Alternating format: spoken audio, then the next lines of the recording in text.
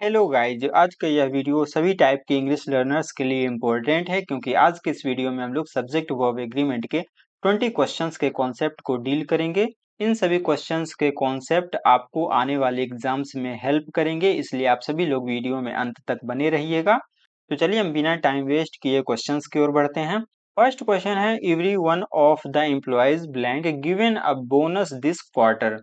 यानी कि इस क्वार्टर में हर एक एम्प्लॉयज को, हर एक कर्मचारी को क्या दिया गया? बोनस दिया गया। यहाँ पर गिवन लिखा हुआ, गिवन की बात करें तो ये कौन सा फॉर्म है? ये है वर्ब का थर्ड फॉर्म। अब ये वर्ब का थर्ड फॉर्म जो है अक्सर कंफ्यूजन क्रिएट कर देगा इस क्वेश्चन में। कई लोग ये सोच लेंगे कि वर्ब का थर्ड फॉर्म है तो हम हैव या हैज में डिसाइड कर लेते हैं, जबकि दोनों का दोनों इस क्वेश्चन का आंसर नहीं होगा।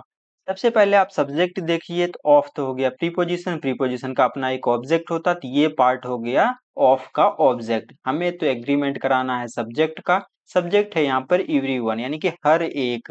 तो हर एक यानी कि हर एक इंडिविजुअल पर्सन की बात कर रहे हैं, यानी कि सिंगुलर है। तो वर्ब भी कैसा आना चाहिए? सिंगुलर वर्ब आना चाहिए। तो यहाँ पर वॉज इस क्वेश्चन का आंसर हो जाएगा।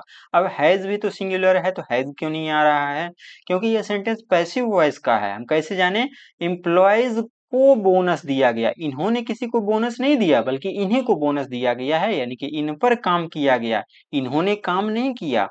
तो जब सेंटेंस का ऑब्जेक्ट आगे लिखा रहता है तो सेंटेंस किस में रहता है? तब सेंटेंस जो है वो पैसिव वॉइस का रहता है।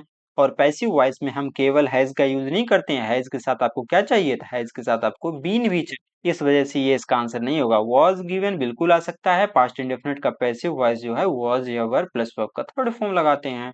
सेकंड नंबर क्वेश्चन है, there blank no doubt that his actions were justified. यानी कि इसमें कोई भी डाउट नहीं है, कोई भी संदेह नहीं है कि उसके जो एक्शंस हैं, उसके जो काम हैं वो जस्टिफाइड थे, यानी कि उचित थे। तो यहाँ पर कौन सा वर्ब यूज होगा? तो देयर के अनुसार कभी भी वर्ब का यूज नहीं होता। देयर के बाद जो नाउन मिलता है वो डिसाइड करता है वर्ब को। तो कोई भी डाउट नहीं है, यानी कि एक भी डाउट नहीं है तो हम जीरो मानकर चलेंगे, तो इसको सिंगुलर की तरह ट्रीट कराना पड़ेगा। सिंगुलर की तरह ट्रीट कराना है तो वर्ब भी सिंगुलर चाहिए, जो कि यहाँ पर कौन सा है? केवल और केवल इज है। ठीक है, सी नंबर क्वेश्चन का आंसर हो जाएगा। देयर इज नो डाउट, कोई भी डाउट नहीं है कि उसके एक्शंस जो हैं वो जस्टिफाइड थे। थर्ड नंबर क्वेश्चन है, the number of the students in the class blank surprisingly high. यानी कि क्लास में जो स्टूडेंट्स की नंबर है, जो संख्या है, वो आश्चर्य रूप से क्या है? हाई है, ज्यादा है। तो इस क्वेश्चन का कॉन्सेप्ट समझने के लिए आपको दो रूल पता होना चाहिए। फर्स्ट तो यह पता होना चाहिए द नंबर ऑफ का रूल, द नंबर ऑफ। और सेकंड पता होना चाहिए अ नंबर ऑफ का रूल। ठीक है, इन दोनों के बाद आपको जो नाउन मिलेगा वो प्लूरल काउंटेबल नाउन ही मिलेगा। ठीक है, दोनों के बाद प्लूरल काउंटेबल नाउन आएगा, लेकिन जो वर्ब यूज होगा वो अलग अलग यूज होगा। जब भी सेंटेंस में आपको द नंबर ऑफ मिलेगा तो वहां पर जो वर्ब आएगा वो सिंगुलर वर्ब आएगा, लेकिन अ नंबर ऑफ मिलेगा तो वहां पर जो वर्ब आएगा वो प्लूरल वर्ब आएगा। द नंबर ऑफ जो है वो डेफिनेट नंबर को बताता है। किसको बताता है? डेफिनेट यानी कि निश्चित नंबर को बताता है। और जब कोई नंबर निश्चित हो जाता है तो वहां पर हम सिंगुलर वर्ब को यूज करते हैं। और अ नंबर ऑफ जो है ये मेनी का सेंस देता है, यानी कि कई का सेंस देता है, जो कि प्लूरल सेंस देता है। इस वजह से जो वर्ब आता है वो भी प्लूरल वर्ब आता है। ठीक है, यहाँ पर द नंबर ऑफ यूज हुआ है जो कि सिंगुलर है, इस वजह से वर्ब भी कैसा आएगा? सिंगुलर वर्ब आएगा। यहाँ पर केवल और केवल बी नंबर में सिंगुलर दिया गया है, बी नंबर इस क्वेश्चन का आंसर हो जाएगा। ठीक है, फोर्थ नंबर क्वेश्चन में अ नंबर ऑफ दे दिया है, तो यहाँ पर प्लूरल काउंटेबल नाउन आएगा। ठीक है, आ गया। और जो वर्ब आएगा वो भी प्लूरल फॉर्म में आना चाहिए। तो हैज तो सिंगुलर हो गया, ये भी सिंगुलर, हैव रहा, ये रहा हैव। अब आपको पता है कि हैव के बाद कौन सा फॉर्म आता है? एक्टिव वॉइस में हैव के साथ वर्ब का थर्ड फॉर्म ही आता है। तो यहाँ पर रोज जो है ये वर्ब का सेकंड फॉर्म है, राइजन जो है थर्ड फॉर्म है। सी नंबर का इस क्वेश्चन का आंसर हो जाएगा। ठीक है, a number of issues have arisen with the new software update. Next number question है, ईच ऑफ द स्टूडेंट्स, यानी कि स्टूडेंट्स में से ईच ऑफ। ईच ऑफ मतलब प्रत्येक, यानी कि हर एक व्यक्ति की बात कर रहे हैं, यानी कि हर एक इंडिविजुअल पर्सन की बात कर रहे हैं। और जब भी इंडिविजुअल का सेंस आता है तब उसको कैसा मानकर चला जाता है? तो उसको जो है वो सिंगुलर मानकर चला जाता है। तो जब ये चीज सिंगुलर तो वर्ब भी सिंगुलर आना चाहिए। तो यहाँ पर केवल और केवल सी नंबर सिंगुलर है, इज उस क्वेश्चन का आंसर हो जाएगा। ठीक है, अब आप ये भी सोच सकते हैं कि इज के साथ तो वर्ब का थर्ड फॉर्म नहीं आता है, लेकिन यहाँ पर ये वर्ब की तरह यूज नहीं हुआ, इसको हम एज एडजेक्टिव की तरह भी लेकर चल सकते हैं। कि स्टूडेंट्स में से हर एक जो है वो प्रिपेयर्ड था, तैयार था। यहाँ पर इसको हम काम की तरह लेकर नहीं चलना है, इसको एज एडजेक्टिव की तरह लेके चलना है, तो इसके साथ बिल्कुल हम प्रिपेयर्ड यूज कर सकते हैं, ठीक है।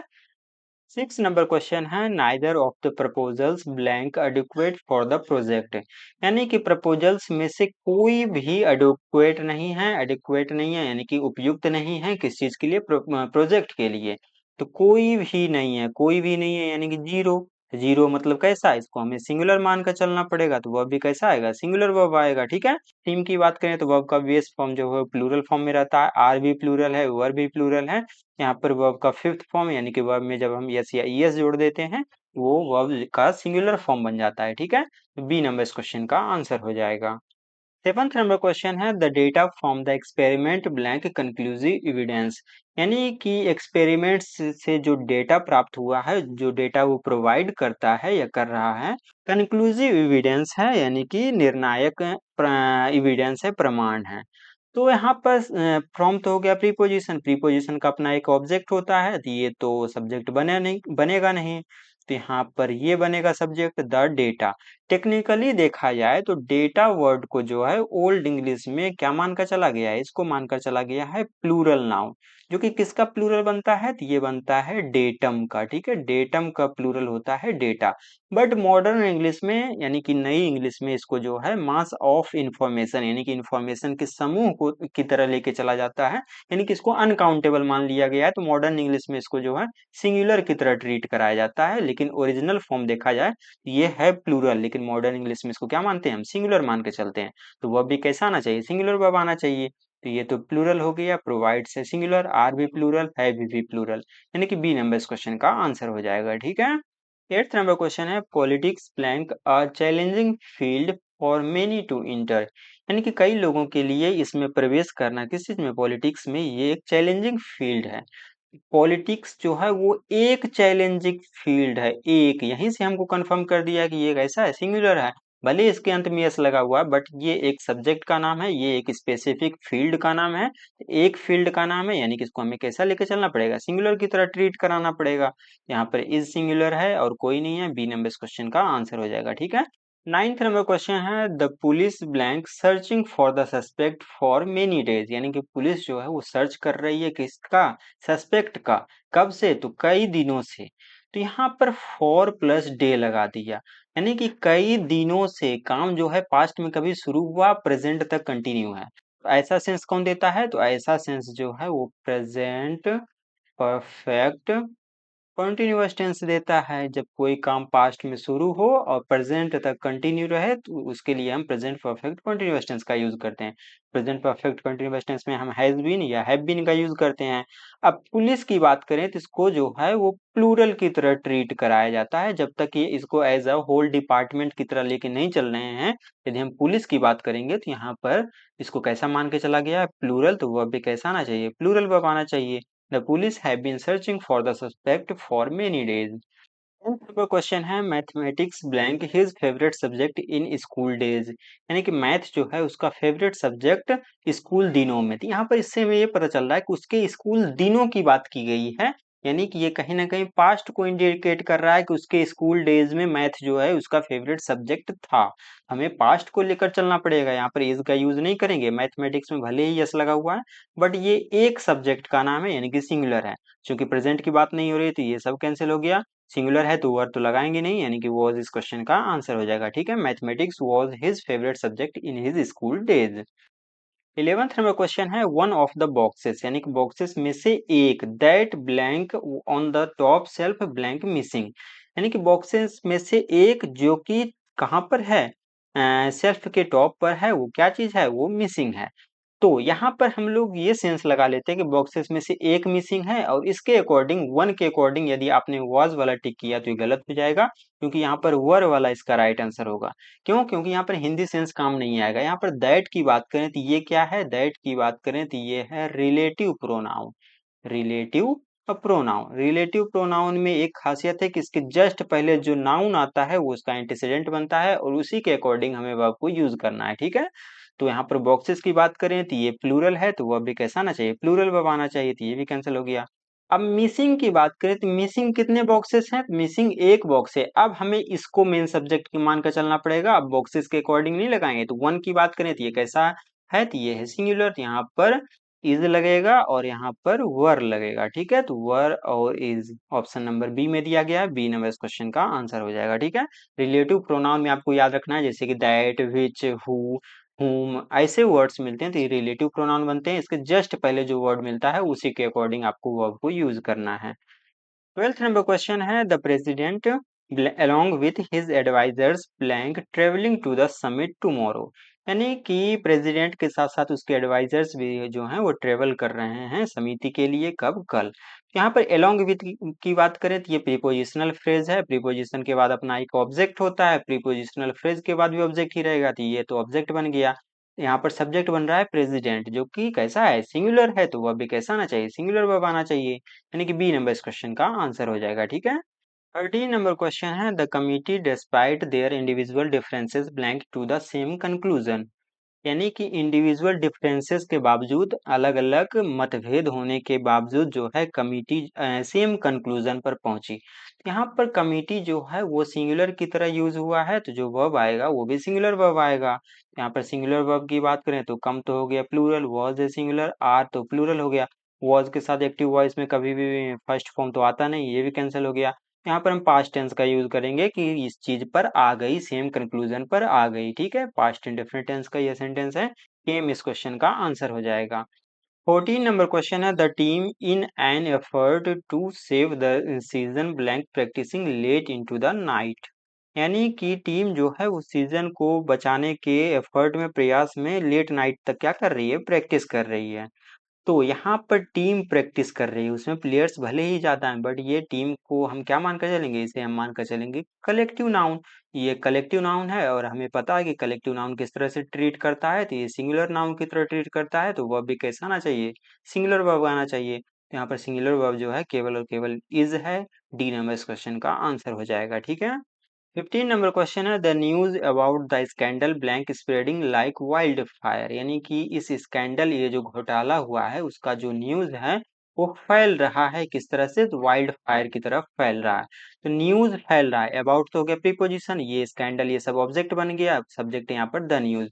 न्यूज में भले ही यस लगा हुआ है लेकिन ये कैसा नाउन है? ये है सिंगुलर नाउन। इसके साथ जो वर्ब आएगा वो भी कैसा वर्ब आएगा? सिंगुलर वर्ब आएगा।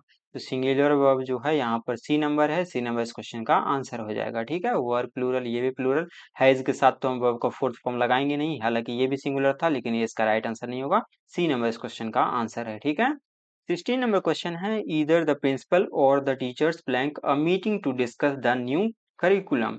यानी कि या तो प्रिंसिपल या कि फिर टीचर्स जो हैं वो एक मीटिंग शेड्यूल किए हैं इस नए करिकुलम के विषय में डिस्कस करने के लिए। तो यहाँ पर दो सब्जेक्ट कौन कौन सा? प्रिंसिपल और टीचर्स। किससे जुड़ा हुआ है? तो ये जुड़ा हुआ है ईदर और से। जब भी दो सब्जेक्ट ईदर और, नीदर नॉर या not only but also say जुड़ा हुआ मिलेगा तो खाली स्थान यानी कि ब्लैंक के जो नजदीक रहेगा, इसको हम सेकंड सब्जेक्ट भी मान के चल सकते हैं। जो सेकंड सब्जेक्ट रहेगा ब्लैंक के जो नजदीक रहेगा उसी के अकॉर्डिंग हमें वर्ब को यूज करना है। यहाँ पे टीचर्स की बात करें तो ये कैसा नाउन है? ये है प्लूरल नाउन, तो वर्ब भी कैसा आएगा? प्लूरल वर्ब आएगा। तो प्लूरल वर्ब की बात करें तो हैव है, और कौन सा? ये सिंगुलर, ये सब सिंगुलर। बी नंबर इस क्वेश्चन का आंसर हो जाएगा। ठीक है, 17 नंबर क्वेश्चन है what blank his reasons for leaving the company so suddenly. यानी कि उसके क्या रीजंस हो सकते हैं, क्या रीजंस हैं कि कंपनी को उसने अचानक से छोड़ दिया, लीव कर दिया। तो क्या रीजंस हो सकते हैं उसके? रीजंस, रीजंस कैसा नाउन है? ये है प्लूरल नाउन। ये डिसाइड करेगा वर्ब को, तो वर्ब भी कैसा आना चाहिए? प्लूरल वर्ब आना चाहिए। तो यहाँ पर आर है प्लूरल। बी नंबर इस क्वेश्चन का आंसर हो जाएगा। 18 नंबर क्वेश्चन है the scissors blank on the table where I left them. यानी कि सीजर्स जो है वो कहाँ पर है? टेबल पर है। वेयर, जहां पर मैं उसको छोड़ के गया था। तो सीजर्स, इसमें सीजर्स की बात करें, कैंची की बात करें तो कैंची ऐसा रहता है। कैंची में कितने पार्ट होते हैं? तो दो पार्ट होते हैं। दो पार्ट से मिलकर बना रहता है। तो वैसी चीजें जिनके दो पार्ट्स होते हैं, जैसे कि पैंट्स हो गया, सीजर्स हो गया, ग्लासेस हो गया, स्पेक्टिकल्स हो गया, टंग्स हो गया, पैजामाज हो गया, तो इन सब चीजों के दो पार्ट होते हैं। इनको प्लूरल मान के चला गया है। ये कैसा नाउन है? ये जो है ये प्लूरल नाउन है। तो इसके साथ जो वर्ब आएगा वो भी कैसा वर्ब आएगा? प्लूरल वर्ब आएगा। यहाँ पर आर है प्लूरल। बी नंबर इस क्वेश्चन का आंसर हो जाएगा। ठीक है, 90 नंबर क्वेश्चन है his trousers blank torn at the knee after the fall, यानी कि गिरने के बाद उसका जो ट्राउजर्स था वो टॉर्न हो गया, फट गया, कहाँ से, घुटने पर से। तो ट्राउजर्स ये भी तो पैंट का ही फॉर्म है, ट्राउजर भी तो दो पैर घुसाने के दो पार्ट होते हैं, तो इसके भी दो पार्ट होते हैं, तो इसको भी प्लूरल मान के चलिएगा। तो इसके साथ जो वर्ब आएगा वो कैसा वर्ब आएगा, प्लूरल वर्ब आएगा।